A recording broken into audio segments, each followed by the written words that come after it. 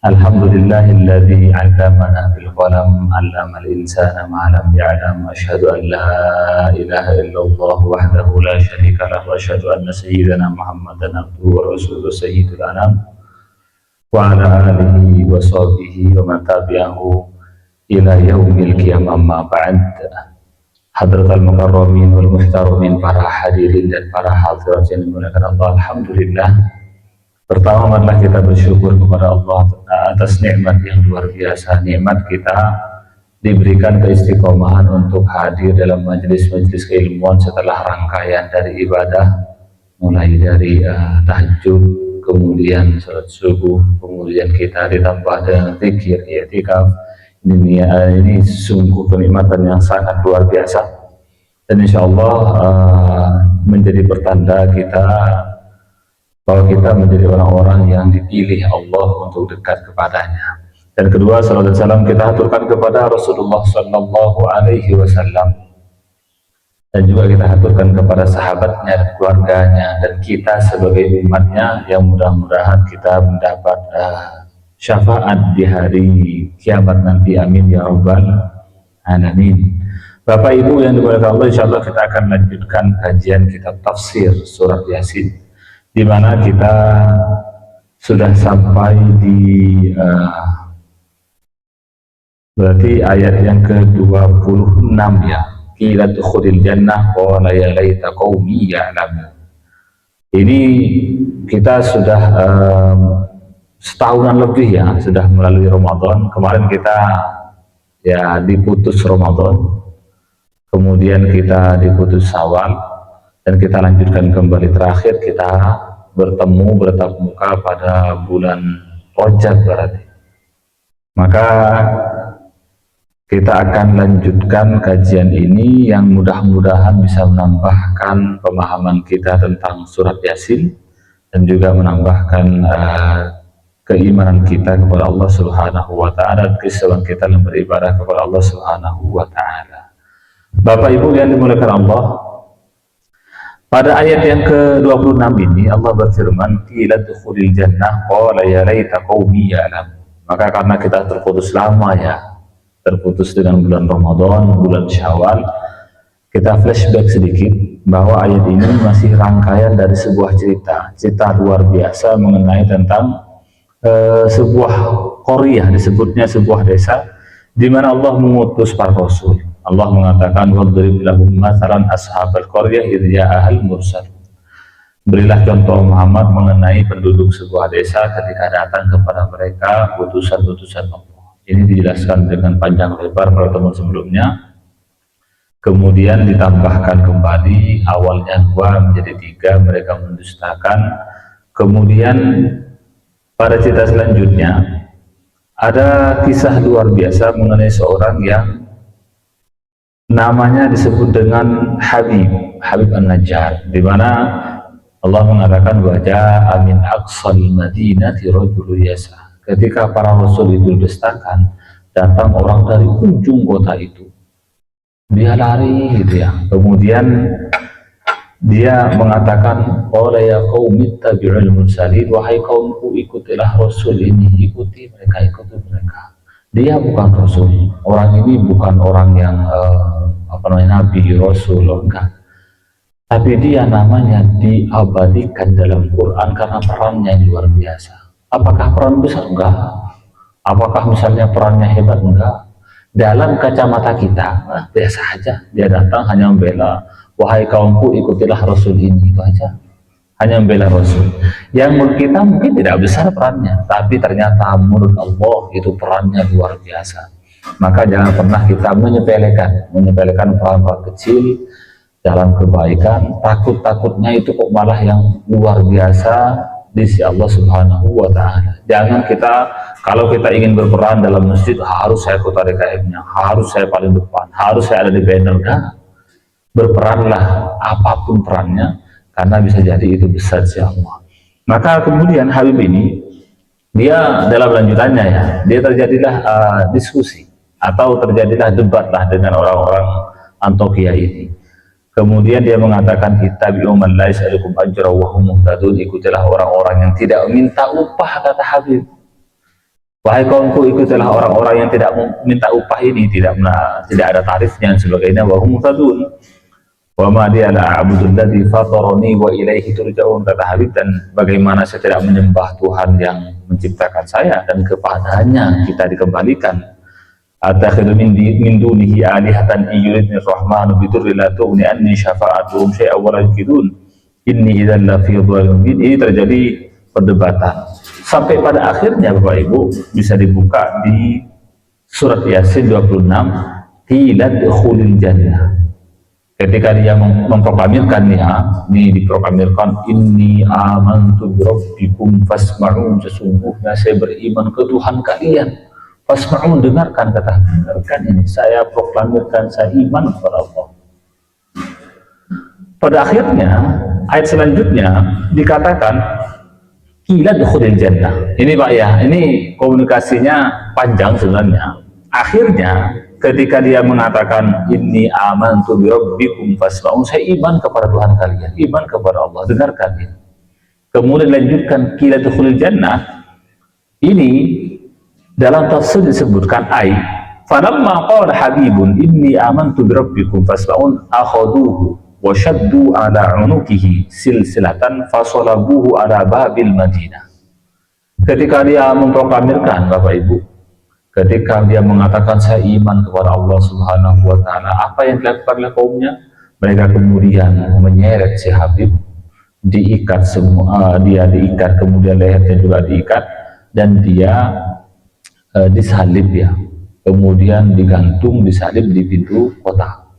Jadi ditaruh disalib di kota. Ini salah satu cara, dulu sudah dibahas sedikit mengenai ini ya.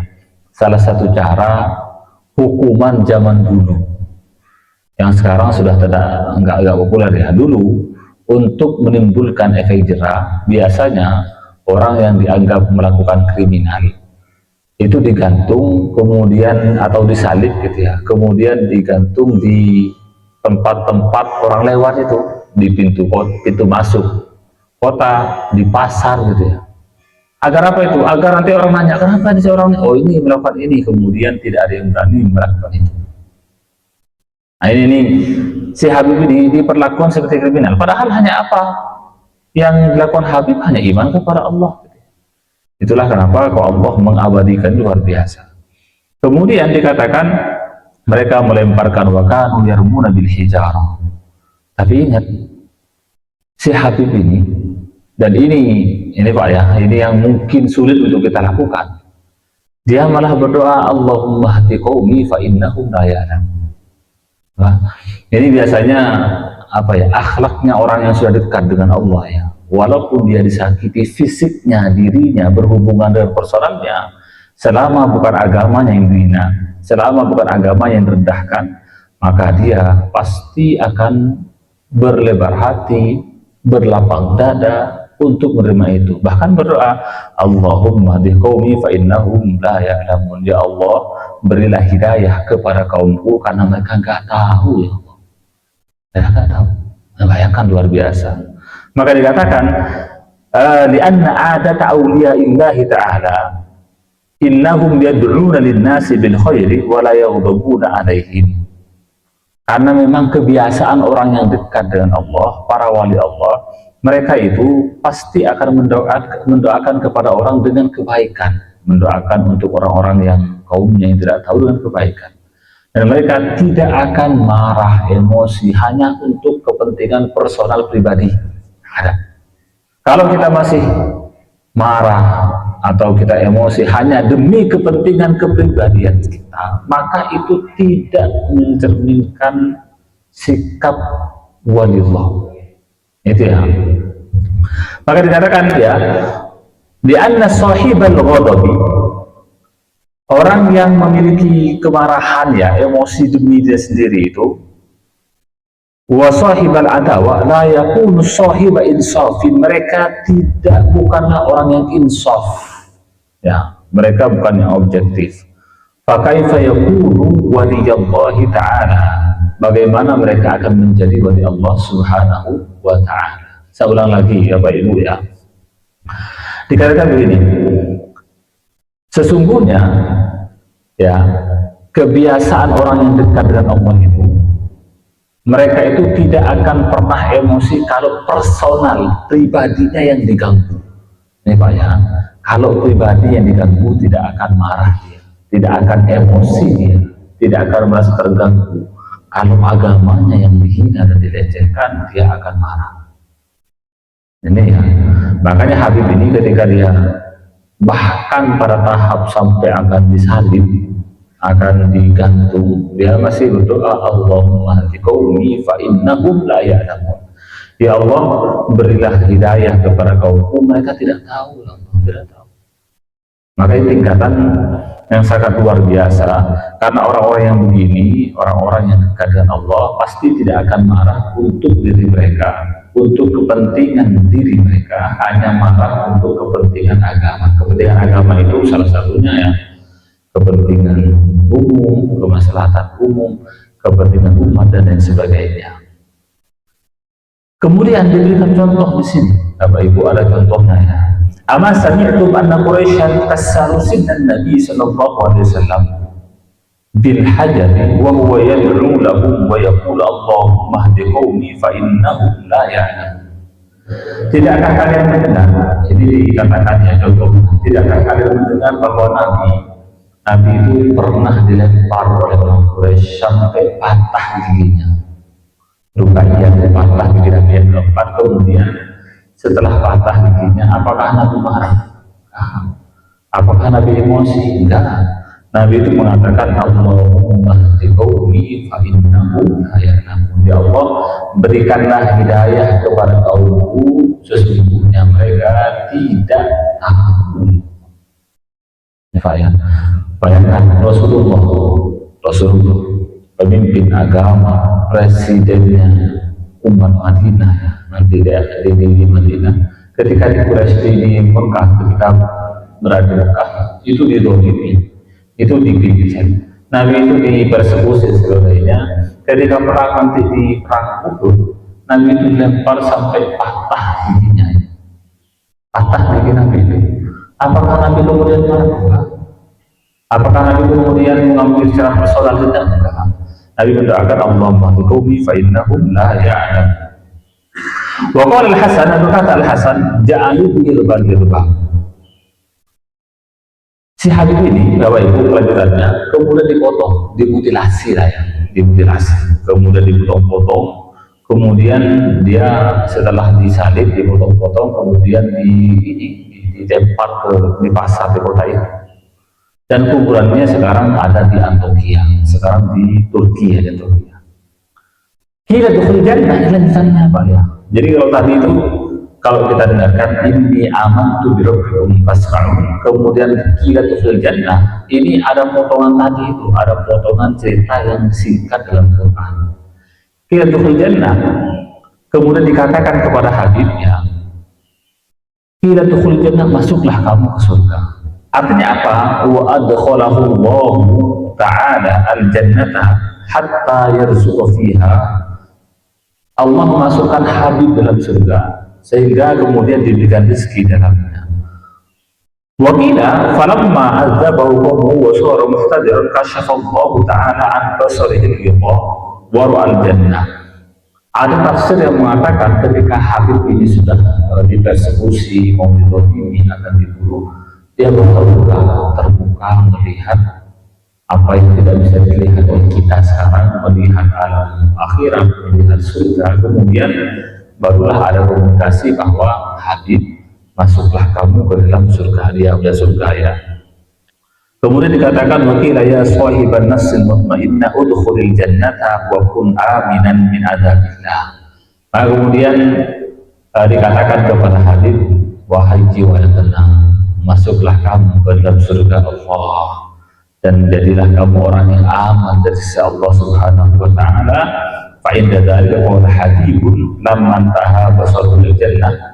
Dan ketika itu, ketika Habib sudah melihat surga, nikmat luar biasa, entah dia akan masuk surga, maka dia akan mengatakan, qala ya laita qaumi ya'lamun bima ghafara li rabbi wa ja'alani minal mukramin.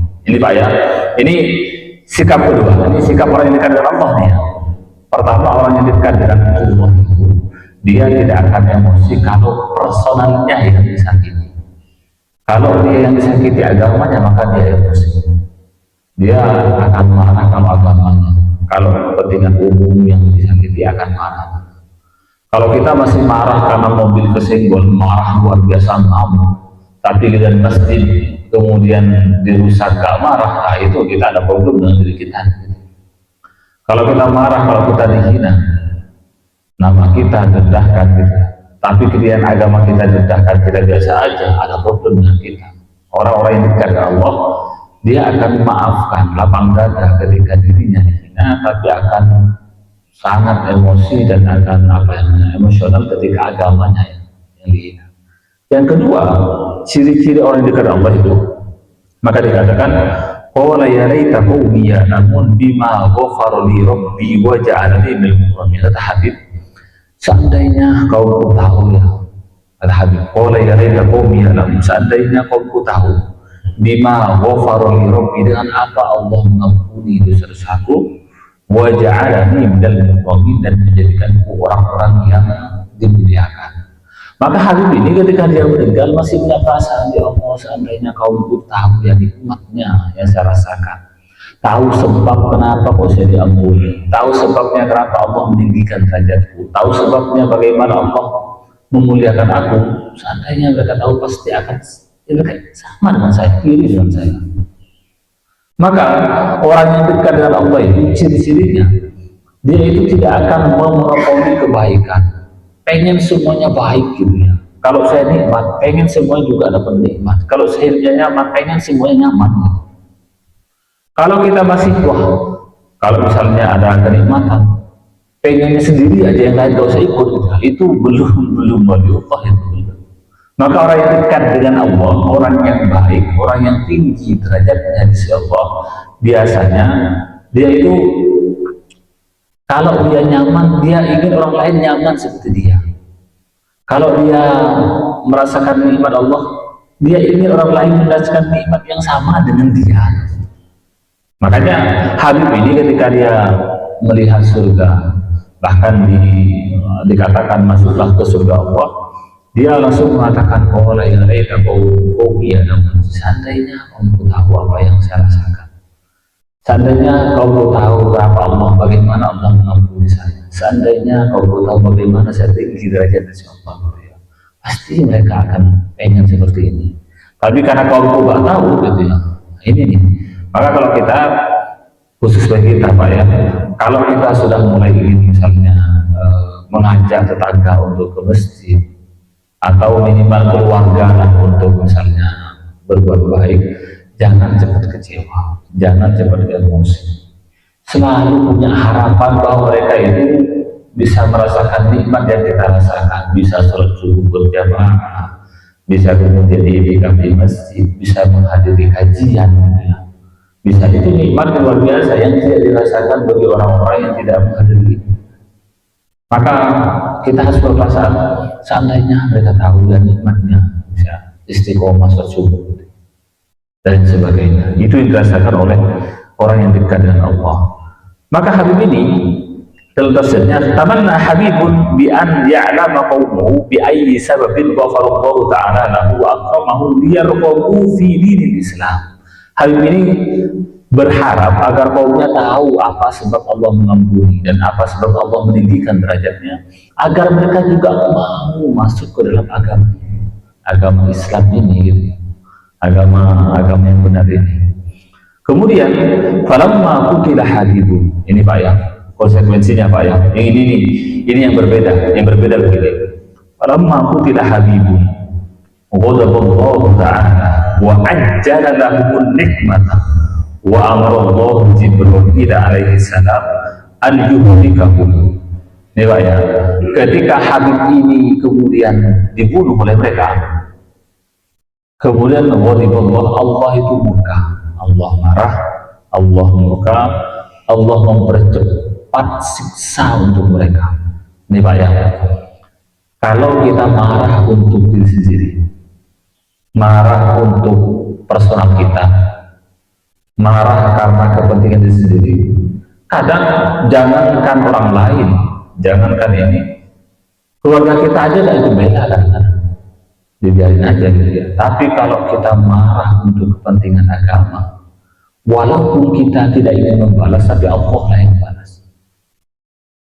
Kalau kita marah ya, kita marah untuk kepentingan agama, tapi kita tidak terpancing emosi untuk kepentingan diri sendiri, walaupun kita Pak ya, tidak memperdulikan, kita memaafkan, karena Allah yang tidak terima.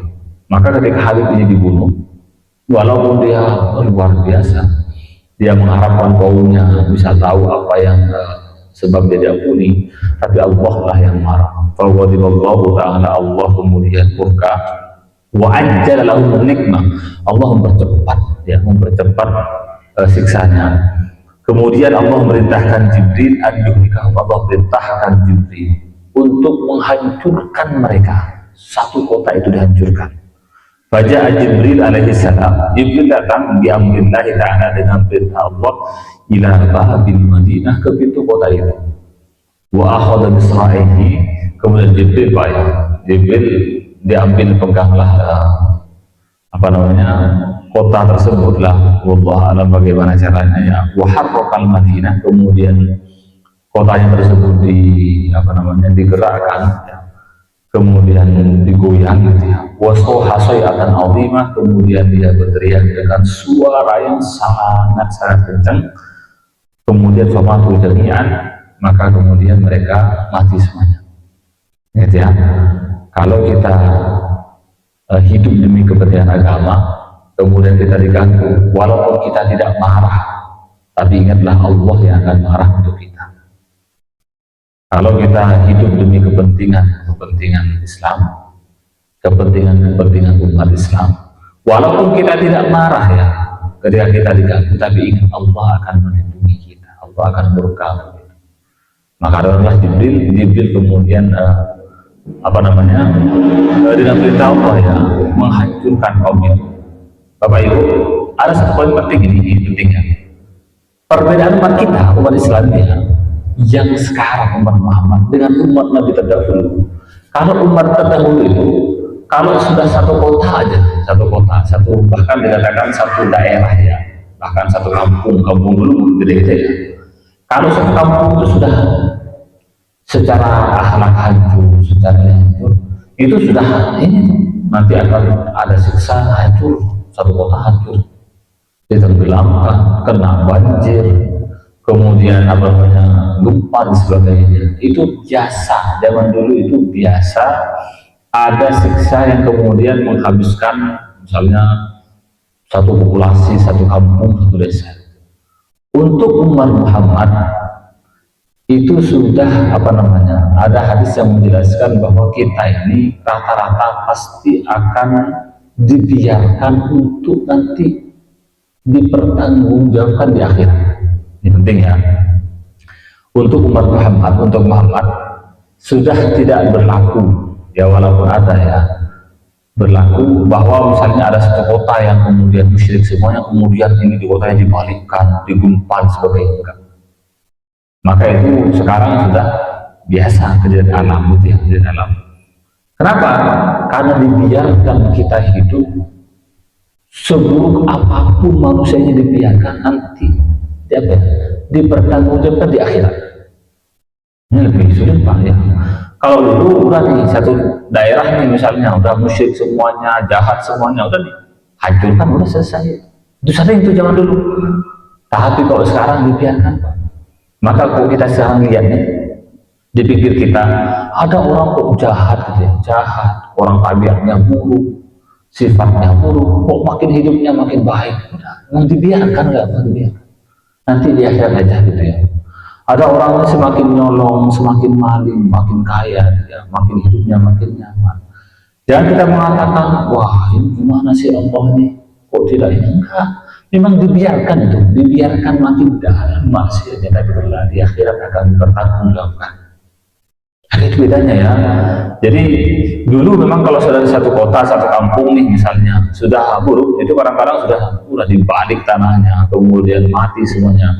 Sekarang kan orang semakin ini semakin kaya, semakin maksiat semakin hebat, semakin dia ini semakin dihormati orang misalnya, itu sengaja dibiarkan untuk nanti ditunggu di akhirat, tunggu nanti balas di akhirat. Maka jangan sekarang kita apa namanya itu mempertanyakan, ya Allah kenapa kok ini begini orangnya, kok malah kembali Adam. Udah, siksanya dia itu semakin dalam keburukan, siksa bagi dia. Semakin buruk dia, semakin dihormati, semakin nyaman dia, semakin jauh dari taubat, semakin jauh dia dari kebaikan. Itu siksa Pak, siksa itu. Jangan bukan nyaman, itu siksa. Makanya dulu itu sangat biasa ada siksa seperti ini, siksa yang massal, kemudian diadab secara massal. Sekarang umat Muhammad dibiarkan. Silahkan kamu semakin buruk apa biarkan aja nanti di akhirat. Maka kemudian datanglah Jibril kemudian berteriak dan digoyang daerahnya itu, kemudian mati semuanya. Makanya Allah mengatakan, ya Pak ya, statement luar biasa. Wa ma anzalna ala qaumihi min ba'dihi min jundin minas sama'i wa ma kunna munzilin, dan kami tidak menurunkan kepada kaumnya sesudah dia ya satu pasukan dari langit, dan kami tidak layak menurunkan. Ingat Pak ya, kalau Allah ingin menghancurkan satu daerah, Allah ingin mencabut nyawa orang satu kota, nggak perlulah Allah mengirim pasukan gitu ya, pasukan misalnya satu kompi, pasukan malaikat misalnya. Enggak, Allah tidak perlu juga untuk misalnya ya menurunkan satu pasukan misalnya kapal induk gitu ya untuk blokade. Nggak ada Pak, nggak perlu itu. Jadi kalau misalnya Allah ingin menghancurkan satu kota, ya udah sangat mudah. Allah utus Jibril, setan lima, Jibril berteriak dengan setan yang luar biasa, mati semua. Nggak perlu mengirimkan dua kapal induk, nggak perlu berangkat, itu mah urusan manusia itu. Makanya Allah mengatakan, wa ma anzalna ala qaumihi min ba'dihi min jundin, tidak kami utus kepada mereka setelah itu satu jundian, satu tentara. Nggak usah, nggak perlu. Nggak kita kirimkan satu kompi, satu tentara, nggak ada. Baik. Jadi Allah mudah sekali ya, mudah sekali. Tapi kalau tanya sekarang dah, kok banyak orang yang maksiat kemudian nggak disiksa-siksa? Itu memang dibiarkan Pak ya. Walaupun misalnya ya, ini mungkin kan jahat, luar biasa jahat nih, ini bunuh ratusan ribu orang nih misalnya nih, itu dibiarkan sama Allah, dibiarkan nanti ketemu di akhirat. Makanya sebagian orang malah menginginkan kalau misalnya ada keburukan langsung tekor dunia, ditekor dunia gitu ya, langsung ditekor di dunia, langsung diingatkan. Agar apa itu ya? Agar langsung selesai gitu ya. Kalau dibiarkan berlalu-lalu, takutnya malah takut, ini benar-benar sampai di akhirat makin banyak dosanya, takutnya malah seperti itu. Nah kemudian Allah tidak menurunkan ayat, wa ma anzalna ala qaumi habibin ba'da mautihi jundan minas sama. Allah tidak menurunkan setelah meninggalnya si Habib ini satu pasukan pun tidak, satu kompi, satu pasukan gak ada ya dari langit. Dia mau agar menghancurkan kaumnya. Wa ma kunna naf'alu hadzal amra fi ilahihim, kami tidak usah melakukan itu ya, kami tidak usah melakukan menurunkan satu kompi, menurunkan satu pasukan, menurunkan, gak usah. Karena Aisyah dikatakan ya, karena Aisyah indana, ini lebih mudah untuk kita daripada apa yang mereka pikirkan ya. Summa bayyana Allah Ta'ala sababa ihlaki, faqala Allah Ta'ala in kanat illa sayhatan wahidatan fa idza hum khamidun. Gak perlu buat Allah mengutuskan satu enggak. In kanat ini hanyalah ya, tidak ada siksaan apa-apa, tidak ada serangan, tidak ada blokade, tidak ada rudal, tidak ada apa-apa, tapi melainkan suatu teriakan suatu suara, maka tiba-tiba mereka semuanya mati. Selesai. Nggak perlu ada rudal, ada balistik. Kalau itu kan kekuatan manusia, ada balistik, ada rudal, ada ini yang ditakutkan bom atom, enggak. Maka Allah mengatakan ingkar illa sayhatan wahidah fa idahum khamidun, tidak ada siksaan apa-apa, tidak ada senjata apa-apa kecuali satu teriakan. Tapi yang teriak Jibril Pak ya, Jibril teriak pas selesai hidupnya. Selesai kemudian mereka mati semuanya. Yakni sahha Jibril alaihi salam bi amrina sayhatan bi famatu jami'an. Maka Jibril berteriak dengan satu teriakan aja, satu teriakan. Kemudian mati semuanya. Fahadihi uqubatuhum fid dunya. Dan ini siksa mereka di dunia. Di dunia apa ya? Maka dikatakan ini siksa mereka di dunia. Dibuat mati dan mati masal, selesai bahasa repotnya. Apakah di akhirat sudah selamat? Masih lanjut di akhirat. Nah, siksanya dunia ini masih lanjut di akhirat. Lanjut di akhirat juga akan lebih luar biasa, dahsyat, luar biasa lagi. Qala ya hasratan 'alal ibad, nanti kita katakan qala ya hasratan 'alal ibad ma ya'tihim mir rasul illa kanu bihi yastahzi'. Nah kemudian ya hasratan ibad, sungguh ya alangkah besar penyesalan terhadap hamba-hamba itu, tiada datang seorang rasul pun kepada mereka melainkan mereka selalu memperolok-oloknya. Ini nanti beda tafsir ulama ya, dikatakan qala Ikrimah ya hasratahum ala anfusihim, sungguh mereka itu rugi, mereka sangat rugi, alangkah mereka menyesal terhadap apa yang mereka lakukan. Al-hasra itu Bapak Ibu artinya syiddatun nadama, penyesalan yang sangat luar biasa. Maka ya hasratan, begitu ruginya, begitu nyesalnya mereka, ya hasrat. Tapi yang siapa yang berbicara? Ini jadi problemnya. Maka ada dua tafsiran, dikatakan fihi qaulan, ada dua pendapat ya.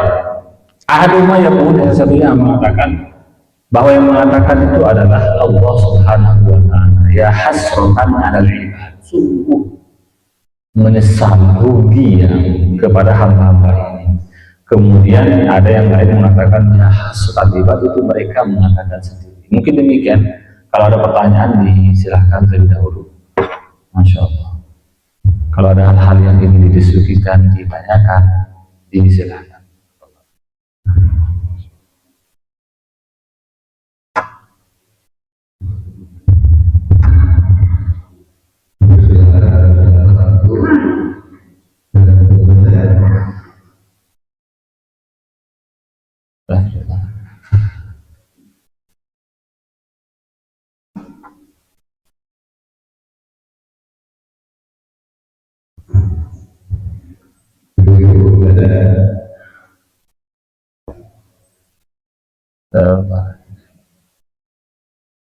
Kalau nggak ada kita lanjut satu ayat lagi biar sampai di belakang, insya Allah.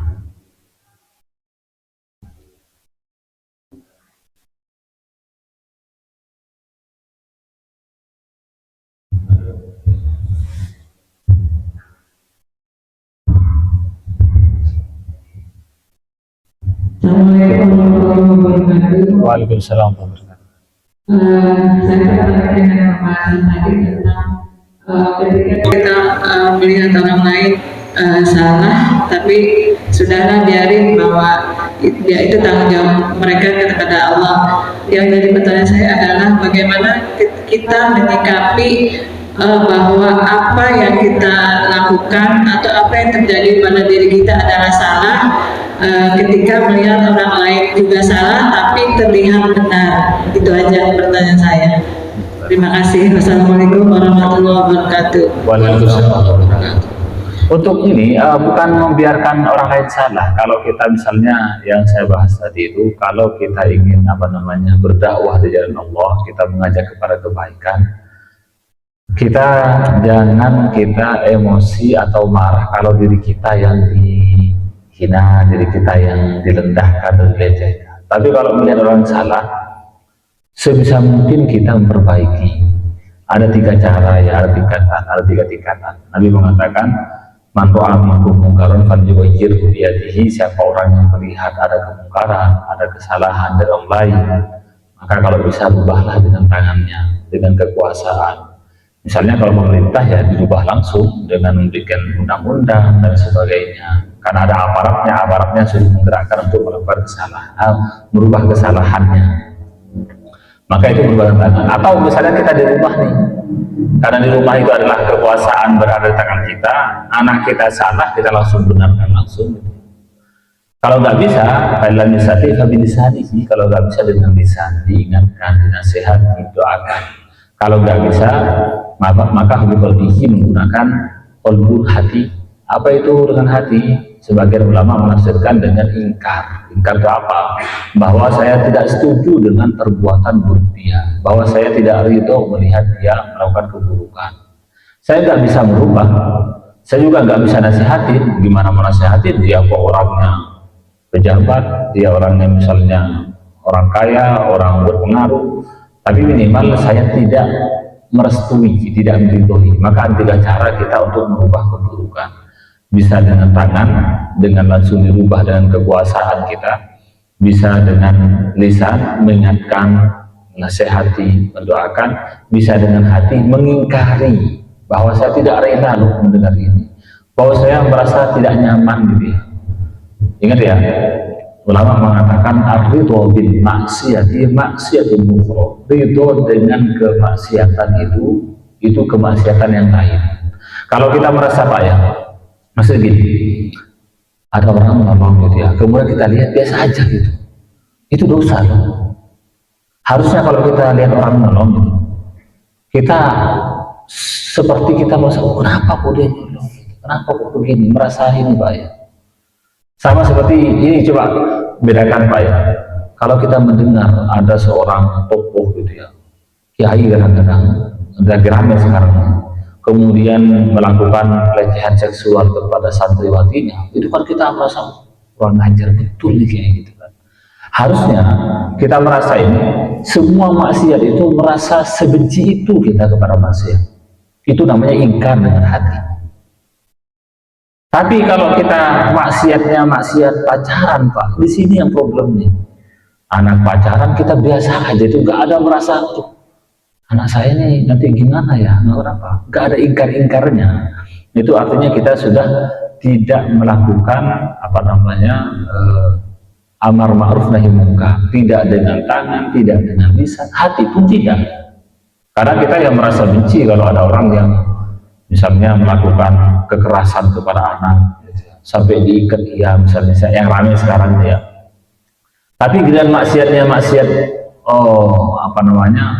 pacaran, anak remaja pacaran rame, biasa aja kita. Ini juga problem itu misalnya gitu. Jadi kalau kita melihat kesalahan orang, kita harus berubah. Apakah kita harus menunggu dulu? Wah, untuk menegur kesalahan orang harus menunggu saya baik dulu? Enggak mesti. Kenapa? Karena kalau nunggu itu tidak mungkin ada yang amar ma'ruf nahi munkar.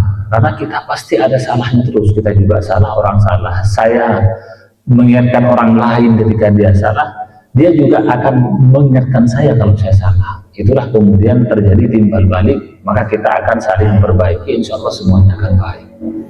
Maka kalau dia orang lain salah, sebisa mungkin kita memperbaiki, kita mengingatkan.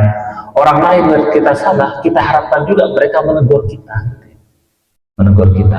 Kita harapkan mereka menasihati kita gitu, agar kita sama-sama baik, ada terjadi kontrol sosial gitu, di jalan. Ada saling mengingatkan. Jadi satu masyarakat baik semuanya. Itu yang diharapkan. Tapi kemudian misalnya cara kita memperbaiki pun ada caranya Bapak Ibu. Ini amar ma'ruf nahi munkar itu bab yang luar biasa panjang. Cara mengingatkan, kemudian waktu kita mengingatkan, kemudian kata-katanya itu harus sesuai. Kalau kita ingin mengingatkan orang, jangan depan umum misalnya, karena kalau depan umum itu akan cenderung terjadi penolakan gitu ya, penolakan. Maka kita harus berangkat ke rumahnya ketika gak ada orang, kita pilihnya kata-kata yang baik dan bijak sehingga dia bisa menerima gitu. Itu penting. Kemudian selanjutnya, misalnya mereka menolak kemudian menghina kita, kalau menghinanya kepada diri sendiri, maka tadi yang dijelaskan, biasanya orang yang dekat dengan Allah tidak akan pernah marah kalau dirinya dihina. Tapi kalau agama yang dihina, maka dia akan marah. Marahnya demi agama, demi kemaslahatan umum, tapi tidak untuk dirinya sendiri. Bahkan mendoakan kepada yang lain kalau misalnya dihina dia sendiri. Masya Allah. Mungkin demikian.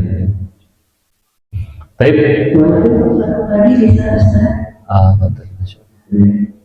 Ya, tadi Ustaz mengatakan bisa saja orang yang jahat atau orang yang zalim itu dibiarkan Allah dan masih tetap kelihatannya hidupnya senang. Tapi apakah orang-orang yang zalim atau orang jahat, ada orang lain itu di akhir hayatnya Allah memperlihatkan kesulitan yang dirasakan dia, mungkin di akhir hidupnya, di hari tuanya, adakah pengalaman Ustaz, pengamatan Ustaz terhadap orang-orang yang seperti itu, dan mohon dijelaskan dengan adakah ayat-ayat yang menyatakan itu. Terima kasih. Baik, Waalaikumsalam warahmatullahi wabarakatuh. Baik. Kalau misalnya apakah menjadi syarat bahwa orang yang buruk misalnya di akhir hayatnya harus ada tanda-tanda buruknya? Tidak menjadi syarat. Jadi begini, ada orang buruk nih, harus akhir hayatnya harus misalnya mengalami azab dulu kayak enggak mesti. Bahkan semakin misalnya Allah benci kepada seorang, dibiarkan dia terlena, dia masuk tenggelam dalam keburukan, dibiarkan gitu sampai pada puncaknya mati dia udah. Tidak ada yang membuat dia ingat kepada Allah, dibiarkan. Maka tidak mesti ada orang yang buruk kemudian jahat ketika akhir hayatnya itu ada peringatan, ada tanda-tanda, tidak mesti. Itu sudah secara pengalaman juga begitu ya.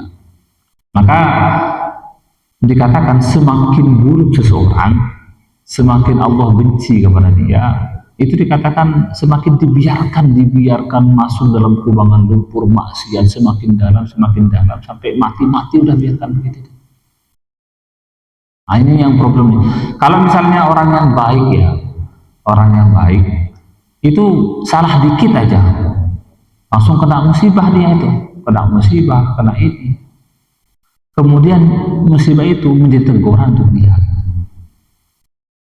Nah, ini yang problemnya kita tidak paham itu. Kok saya baru gini aja udah kena musibah gitu ya. Ya itu berkali-kali begitu, makin sehat aja dia tuh misalnya. Jangan salah sangka, takutnya Allah malah sayang kepada kita, bahwa kalau salah sedikit langsung ditegur oleh Allah ya. Jadi ada hadis juga menjelaskan kalau Allah senang cinta kepada orang itu, dibuatlah orang tersebut kemudian butuh kepada Allah, kadang diuji, kadang dikasih cobaan. Agar apa? Agar senantiasa dia kembali kepada Allah, agar senantiasa dia berdoa kepada Allah gitu ya. Tapi orang yang Allah benci, ketika dia melakukan keburukan, dibiarkan aja tenggelam terus sampai mati. Maka tidak ada syarat gitu ya, bahwa orang yang buruk perilakunya di akhir hayatnya akan ditampakkan. Tidak menjadi syarat. Ada, barangkali ada. Tapi ini Pak ya, yang untuk sosial kita dilarang untuk melakukan justifikasi. Kita dilarang untuk menghakimi. Misalnya ada orang yang buruk, kemudian ketika sebelum meninggal, orang tersebut kemudian mengalami suatu misalnya, ini pasti gara-gara dia melakukan itu. Itu yang dilarang kita. Jadi kita jangan mendahulukan diri, mendahului Allah. Kita menghakimi, pasti dia matinya gini gara-gara dia melakukan itu. Kita nggak tahu, karena kita nggak tahu, jangan-jangan dia sebulan yang lalu bertobat gitu ya, kita nggak tahu. Maka yang jelas intinya begitu, tidak ada syarat bahwa orang yang buruk sebelum meninggalnya bahwa dia harus ada tanda-tanda misalnya diazab, nggak mesti. Kemudian bisa jadi juga ada, tapi kita dilarang untuk menghakimi bahwa Dia matinya yang begini ini pasti gara-gara dia dulunya begitu. Dia yang begini ini pasti gara-gara yang itu. Dilarang untuk itu. Kenapa? Karena Allah lah yang paling berhak kelak di akhirat yang menghukumi bahwa dia matinya pasti azab ini. Matinya gara-gara azab ini. Tapi kalau kita ada orang yang buruk seumur hidup, kemudian matinya buruklah matinya, dilarang kita untuk menjustifikasi, menghakimi bahwa dia matinya gara-gara situ, gara-gara maksiat ini, gara-gara kelakuan ini. Nah, itu yang jadi problemnya. Tapi mungkin demikian yang bisa disampaikan. Semoga ada manfaatnya. Semoga Allah senantiasa memberikan kita istiqomah dan beribadah kepada Allah, dan semoga Allah senantiasa mengampuni dosa-dosa kita, dan semoga Allah memberikan rahmatnya kepada kita sehingga kita menjadi orang-orang yang dekat dengan Allah, marah karena Allah, kita senang karena Allah, dan kita tidak menjadi orang yang ego, tidak menjadi mementingkan diri kita sendiri. Dan semoga Allah menutup ajal kita dengan husnul khatimah, membaca la ilaha illallah Muhammadur Rasulullah. Rabbana atina fid dunya hasanah wa fil akhirati hasanah wa qina adzabannar. Rabbana ighfir lana wa liwalidina warhamhum kama rabbana shighara. Wa sallallahu ala sayyidina Muhammad walhamdulillahi rabbil alamin. Wal afikum. Assalamualaikum warahmatullahi wabarakatuh.